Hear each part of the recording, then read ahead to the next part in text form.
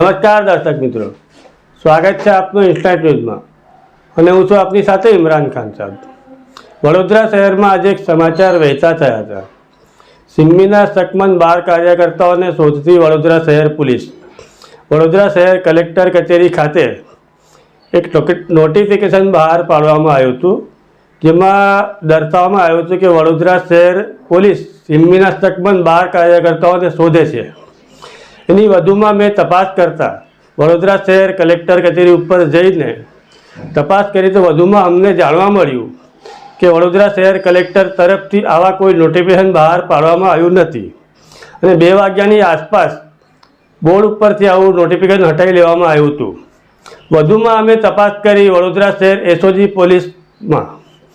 વડોદરા શહેર SOG police inspector સાહેબ શ્રી સાથે અમે મુલાકાત કરી અને મુલાકાત કરીને સાહેબ જોડે વાત કરી કે આવું એક નોટિફિકેશન વડોદરા શહેર કલેક્ટર કચેરી ઉપર બહાર પાડવામાં આવ્યું હતું.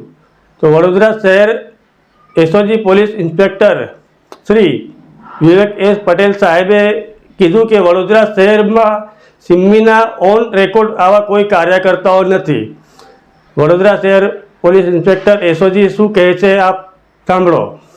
ભારત સરકારના ગૃહ વિભાગ તરફથી તાજેતરમાં student Islamic movement of India સિમીને જે પ્રતિબંધિત સંગઠન ઘોષિત કરવામાં આવ્યું છે અને વડોદરા શહેરમાં હાલ સિમી સાથે કાર્યરત કોઈ પણ માણસો હાલ વડોદરા શહેર પોલીસના એવા કોઈ રેકોર્ડ ઉપર છે નહીં અને તમામ શંકાસ્પદ ઇસમો અને ભૂતકાળમાં સંડોવાયેલા ગુનેગાર અને એન્ટી નેશનલ એલિમેન્ટ્સ ઉપર વડોદરા શહેર પોલીસની હાલમાં ચાંપતી નજર છે અને ભવિષ્યમાં પણ આ જ પ્રકારે વડોદરા શહેરના નાગરિકોની સુરક્ષા માટે કામ કરતા રહીશું.